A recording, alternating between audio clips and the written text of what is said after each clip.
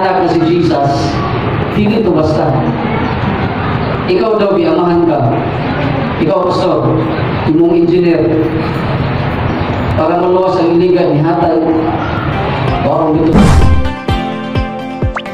sa mga limayo tao pagbili. Sa tawhanan din. Sa tawhanan din simple. Pero sutian ta mo, niabot gid ang panahon sa Father, nagitalikod gid siya. Dato dito naingon siya nga, ingon si Jesus nga, amahan nga nung bibiyaan mo ko. Tato nga time, sa dili na makaya samahan, nitalikod gid siya, wala na niya makaya makita yung anak. Dili, inana kamanhin ang atong Father na wala siya nibati. So, that is the good news. Nga nung nakakadali karon tungkol sa good news nga ito nadunggan, nga si Jesus, nga ikaw unta, o kita unta, ako unta, mo kandidato nga dito maglangoy-langoy sa linang kalayo, pero ang nakalindot, ihatag niya si Jesus. Well, pero nainindot pa na, kasagaran mo sa tuwa, nga nung nakakadali, siyempre giluwas ka, di ba? Kadawag ka o ka nang itawag na kaluwasan. Pero kung atong basahon ang John 3:16, na-memorize na maganda na, di ba? Kasi naka-memorize sa John 3:16. Amen. Mumpang wala. Okay, memorize na ninyo, kaya nga muna ang good news. Atong basahon, gamay ka lang nila. So, in a way, for God so loved the world that He gave His only begotten Son, that whosoever believed in Him should not perish, but have everlasting life. Wow. Ang ingon ng gali, believe. Mutulang ka niya. Wala nila ay requirements. Wala na ingon nga, for those who tumbling, for those who sayaw, for those who kanta, pagkatino, bright ka, or gabi ka diskarte, for those who are rich, wala sige na na. Ingon dito, for those who believe. But, naibat dito, have everlasting life. Hallelujah. Ang topic na ito karon is all about eternal life. Okay? So, na mga atadali karon, kung sa'y purpose ninyo, tungkol sa eternal life, amen? Langit. Pero, dahil mo sa medyo nalumpa kamay ba nga pasabot ni Jesus about eternal life. Okay? So, kung tanawang gini mo, nasa verse John 17:3. Dili ninyo makita kung sa'yo pasabot ni Jesus sa eternal life. Kasagaran tayo balaan, ang eternal life, experience na to, kung mamatay lang sa katao. At dito sa langit, experience niya. Okay? Pero, ang Bible ang atong pastoryahon. Kaya sa kadaggang panahon na naminaw ng mga preachers, siyempre, minaw naman ta. Ibig kita magtuon. Ibig ako ka na siya kinuha niya ang wala. Huwag ginangginanglan, hindi ka mabasa ang Biblia. Tuon ta. Okay? Atong basahon na ang itawag dili sa John 17:3. Ingon dire. Sa dihang, anang gabi una, ilansang na si Jesus ani na tayo. Ingon siya tayo. This is life eternal, or we call it eternal life. That they might know thee, the only true God, and Jesus Christ. Medyo bato mga didi ba? Ang sagot tayo dire, ang meaning diay sa eternal life is knowing God and Jesus. Isulat na dire, wala na tayo lalisan eh. Medyo kuhan siya ba? Kasagaran mga dyan sa tuwa, bisan ako, akong mindset is masinati na mong eternal life when kuha ko sa Ginoo. Kami mata na, presta na, di ba?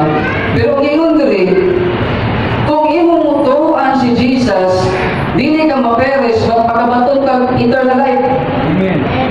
Inani maguni, sa unang panahon, sa wala pa nitabo kang Jesus, natay gitawag nga barrier. Pa, diri ang Father, dira mo, nayali. So mali, sala. Ang sala mo hinungdan, mo'y nakabarrier. Kung kabalo mo sa unang panahon, ang tao sa una, kung gusto ka mahimong blessing ang imong whole year, dapat ang imong halad karon madawat na. Once really madawat imong halad karon, for the whole 1 year, wala kay karong blessing. Ang sa unang mga panahon, ang mudala sa imong halad karon lahi. Na-experience na to ang presence ni Lord. Anytime, bisan asa ka, sakay sa motor, magbiyahe ka, sakay ka sa bus, sa trabaho nimo, you can feel the presence of God. Bisan gusto nimo. Pero sa una lahi, nang hinahanglan og Levites, pare, ang buhaton nila, ang pinaka-nindot nga tupa, ang pinaka-baltik nga baka, pinaka-tambok, pinaka-dabya sa tanan, dahil po na dito sa gitawag na temple. Kaya sa temple sa una, tulo ka bahin, ito outer court, inner court, and holy of holies. Pagdalaan ng half-pan dito, sultihan ka mo, ang sinabi ani, ang isa ka Levites or pare, nanay tiling-tiling diri sa iyang buwan. Tiling-tiling na nanay pisik, kita nagpisik. Dalawa na dito imong halad. Pag ang tiling-tiling, dili na mo tingog, pasabot, ang imong halad, wala na dawat. Tayo na. Mao na siya. So, bagugo. Dili na madawat. So, bato sa pare, itong Levites, girahon ko sa pisik. Kaya bawal mo sulod. Once pataka kang sulod na wala kay right, patay ka dito. Ibindyara ka sa outer court. So, sa may kabuhato naghalad, for whole year, wala siya klarong paginabuyan. Imon anak sa una. Sa wala pa si Jesus, itubos na to. Pero makita niyo yung tao ron. Kano nag-enjoy ka karon? Nga makita niyo mo, diskarte na ko rin, kwarta ba? Okay kayo, no? Remember, dili na tulog ni mo. Kaya sa unang panahon, gaagad sila sa blessing sa Ginoo. Pagdawato na. Ang nakanindot, sa panahon na si Jesus nalansang na sa cross, pag-ingon niya, it is finished. Na one time, nakipakita niya nga video ninyo, ako ito pangita ang sunod.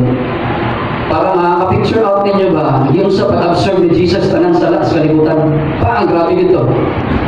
Pag-ingon ni Jesus, it is finished pa. Katong sa Holy of Holies, baga kayo na siya nga kurtina. Nga perti nga sulit kurtina ha, pero perti baga ha. Tikas na, bungkag. Mo nang karon, we are free to worship God. Bisan asa ka. Amen. Grabe ang kuwan, ang ganang kuwan. Ang sultan ko iso, salamat dyan kung abot ko diri ganang. Kaya kitong mabisi ka tungkol kay lima yung anak, si opresa na Lord ay sa kupatya na may mo, matay ko Lord, pero mana akong anak na ba? Okay na akong una-una. Ang tugita na pamaagi, makabugas ta. Pero sa diyang gidawat na ako ang challenge nga, kanila maglikay tagtawag ba? Kaya kay Pastor Ernest, di ba pwede? Ingon na sa dito, ikaw. Anak-anak, magkabalikat ka. Ikaw. Bakit balik-balay? Anak yun. So, bulibat ka, tuloy-tuloy yung tingog. So, sa dihang sige na ko, actually, na-experience before nga, tungkol na yung kolektor, bitaw ta, grabe initan, saka pinakong BPO 140 for the first time sa mga kinabuhi. Wala ka kayo maintenance. Pero sigog himo sa Holy Communion. Pag-take na ko sa Holy Communion, kay wala kayo kayo matambal lang. Ping, what's akong idea ba? Inumdum ka akong take ni mo na idea, na wisdom, isulod. So, importante juga yung Holy Communion, matag-adlaw sa mong kinabuhi. So, moto, sa dagan sa kanang istorya, sa diyang nagsigo pa man daw sa pulong sa Ginoo, nagkalami, nagkanindot. Amen. Manang isgutan na ito ba dyan kapag ng Ginoo sa kung kita niyo karon nga wala kuan ka, na story day ako lang idunga gamay. Na isa ka tao nga usa ka siguro plano. First time niya. Karon, palit niya ticket. Kuha niya ticket. Dapat ka diretso. Dili man tong counter, counter mo. Sa sir, so excited sakay. So sakay siya, wala sa ticket. Pagkabot na nito, sakay na, lupat na aeroplano. Zoom, na. After siguro mga 5 minutes or 10 minutes, nanaan ka ng flight stewardess. Hello sir, good morning. Noodles or rice? Ano siya ba? Would you like noodles or rice? Ano siya ba? Then, siya siya po. So, mahal man siguro. Ano? I'm okay. Busog ko. Ano siya?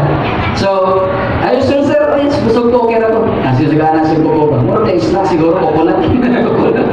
So, along the way, biyahe kayo plano. Siguro mga after 40 minutes, ibalik na po ng flight stewardess. Sir, what you like? Chicken, pork, or beef? Saan ka man siguro? Yung ano ba siya? No, okay, full, okay na po, busog ko. So, sa dagan sa story ng mubo, okay, layo rata itong biyahe, gari ka na ba? Situgit na ka ito. Nilanding ng aeroplano.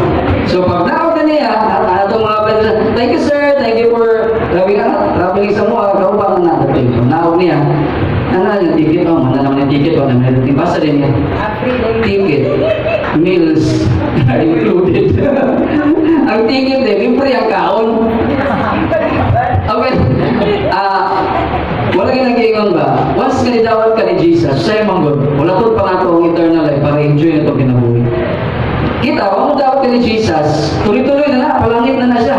Pero ang punto, ang journey ni mo ba sa pagpangalagad sa Ginoo? Sa panahon na nakay problema, wala ka gilutos, wala ka gipilti sa gawa. Sa panahon na kay sakit, tunting luya ni mo. Sa panahon na kay problema, sa panahon sa finances, anong wala may wisdom? So, daghan ang mga inclusion sa gihatag ni Jesus sa tuwa pagdawat. Daghan. Di ba ingon siya? By His stripes we are healed. Isulti mo niya. Muna yung mga inclusion. Ingon siya dito sa Bible sa sa Proverbs na to. Ingon dito. Proverbs. We have given you the power to get well. Iyan ang isulti. Included to siya. Then ingon dito, speak. And it shall ask and it shall be given. Speak. Daghang kayo. Pero nga naman daghang mga Kristohanon. Grabe. Sunday ba? Lasing kayo. Pag-abot sa lumis ay lakitanin. Kasi nga yung mga yabuhan ni Lupita. Tabi po. Ano ba? No, ikaw dapat ang hari. Ikaw dapat ang blessing. Pag-abot sa imong trabaho, ikaw ang panalangin. Ikaw ang itawag naman. Makita sa imong ba? Ato na gani ka biskuhan kami. Bibili para sa Ginoo. Ginawa na gani. Bisan asa ka nagalibutan pag anak ka sa Ginoo, ikaw may mas labing the best dira. Okay? Diba tayo tayo na yun ta? Okay. So, eternal life. Ang pasabot sa eternal life is knowing the Father and Jesus. So, meaning di ay, ang eternal life, nag-start na pagdawat ni mo ni Jesus. Amen. Ikaw materyo, knowing. Okay? This eternal life, that they might know the Father and Jesus. So knowing the Father, muna na ipasabot sa eternal life, dili kay pag mamatay ka dito, baka una-una daw, ingon magod siya dito, once makaabot ka sa langit, mulingkod ka kauban sa iya ha. Ikaw pastor, kung nakay suod, palingkod gani mo sa imong, dili mo suod, palingkod mo sa kanan. Dili. Bisan asa na pira ka importante nga bangko or place sa imong balay, dili ka basta magpasulod kung di ka kaila. Mga tanak ko rin mo, ilan mo ka sa Ginoo? Kada ilan na tagalinggo. I don't know nga nang kanino yung ipakuha sa Ginoo sa ko, pero musulti ko sa inyo sa Ginoo. For the whole week, grabe ang akong challenges kaning abot. Nahalos di ko kahimuan eh. Musulti ko sa tinuod ninyo. Pamilya man ta. Gihatag sa Ginoo sa kuha ni ganina ng kadlawon. Amen. Galisod ko, grabe, dagang kayo ang mga challenges ko. Di ba ko, sige, tuglok. Pero, ihatag niya ni. So, eternal life is starting you knowing. Meaning, di nilanday ang hinungdan nga si Jesus nagpakamatay. Ang hinungdan nga nung iluwas kaniya para makakonect at balik sa Father. O makaila-ila mo. Amen. Grabe. Reconnect. Good. Ano estudyante? Okay? So many people think everlasting life, ma-experience na mo was na sa heaven. Amen. But eternal life is just what Jesus said in John 17:13. Okay, tanawa na to sa Bible ang meaning sa no. Okay? Kaniyo. Bible study man eh. Ako na nag-google para di na makita. Ang meaning sa no in biblical meaning is medyo maselan kayo pero wala na iba meaning man sa Google. To have sex or intimate with someone. Ano na yung meaning sa no? Ang gusto sa Ginoo dili ng binarkada nga relasyon. Gusto niya parehas sa magtiayon. Nga dili sa panahon nga kung gutom ka mato ka grep. Kung nakay samat, mato ka sa imong medical kit. Kung problema ni mo, muduol ka niya, no. Ang gusto sa Ginoo is no. That is knowing. Dalawa. Na-verse dire nga parehas yapon sa word sa no magigamit. Genesis 4:1. Kini siya nga version is New King James Version. Ingon rin, now Adam knew Eve his wife, and she conceived. The boy came and said, I have acquired a man from the Lord. So, even sa Adam and siya, Adam knew Eve, meaning, ang meaning sa no di ay, nag-intimate sila. Naghimo sila ka ng binuhatan sa mga couple. Pero kung tanawin mo sa NIV version, Adam made love to his wife. So, muna siya ang klaseng eternal life na gusto ni Jesus o sa Father sa imuha nga kanang relasyon. Kinsa may pinaka-importante sa imong kinabuhi karon nga kung pwede dili wala sa imong mata nga imong pamilya, anak nimo, imong asawa, ingon ana ang gusto sa amahan nga klase nga relasyon. Yes, you know na lisod kayo mga ito kaglangit, nadodo kagdool niya. Napasaylo na bakuani, kaila ba siya nako, kaila ba siya kadaway kong mukhaon. Ingon na ang itawag ng eternal life. Very deeper, pero ang eternal life will start sa pagdawat ni Jesus. Amen. Masabtan na ba na ito mga son? Amen. So, karon may kanang itawag o kanang renewing of your vow kang Jesus, kang Father. So sa'yo, sabot ko lang, walang hilas pa man. Iwan tayo mong kanta. Mas labaw.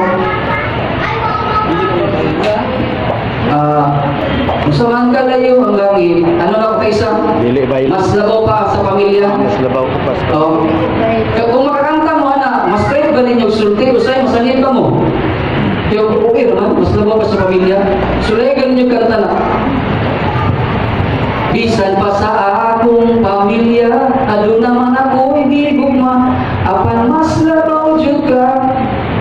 Kung tayo usay mo kanta ka na, orang magdili mo sibo. Kaya nga naman, wala pa manggut siya nilabaw sa pamilya. Di ba?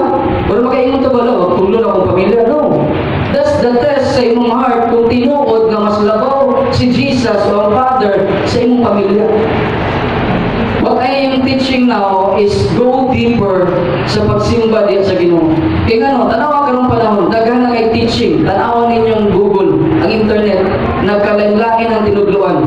Once na wala tayo deeper understanding o learning, may tungod diya sa Ginoo or kang Jesus, dahil kay ka mabuntog. Grabe good. So, pasalamatin ninyo ang Ginoo kay part mo sa gitagaan niya eternal life. Okay? So, the kind of love nga gusto sa Ginoo is like a couple. So, nga pareha sa couple bitaw ang inana kasuod. And what about kani mga single? Nakasinati na ba rin mo experience sa couple? Wala pa ba? So, saan mo na ko express? Okay. Nakoy tip. Tanong mo siguro ni Agi o first love. Amin ba mga patanon? Mga single. Di ba ni Agi ang tag first love? Wala pa patanon ako. Wala pa patanon. Puro ni mga tiguang rin. Tiguang, sorry. Puro mature. Okay. So, ang gusto sa Ginoo sa inyo mga patanon, kapag ibatin niyo siya, hindi po iyak sa una ba? Gusto niya nang i-redeem sa imo. Ihatag na sa Ginoo mga batanon. Ayaw mo pa una-una.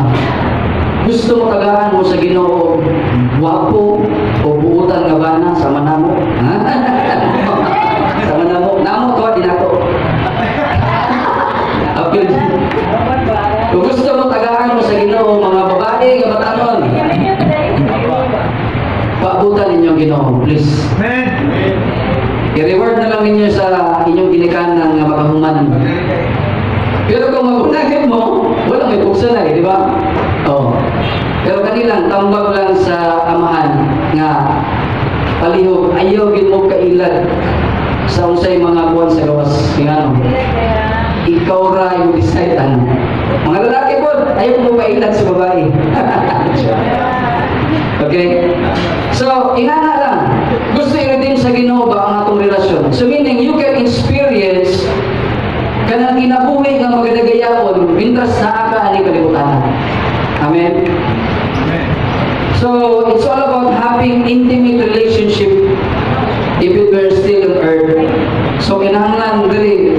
Tanaway mo galingon. Nga naman nga, walang kulang pa.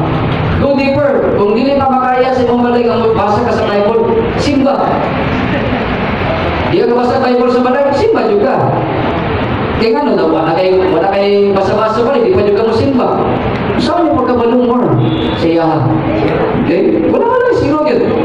Okay? If we cannot know more or make any intimate relationship with God, how can we worship Him forever in heaven? Bisod ka ayo idayeg sa isa ka tao or sa ka somebody nga wa kaila. Di ba? Ma-appreciate ba nimong isa ka tao wa kaila? Muna ko sa'yo, isod tao kanang taas mo, simba, nga naman. Wala pa mong nakailan niya.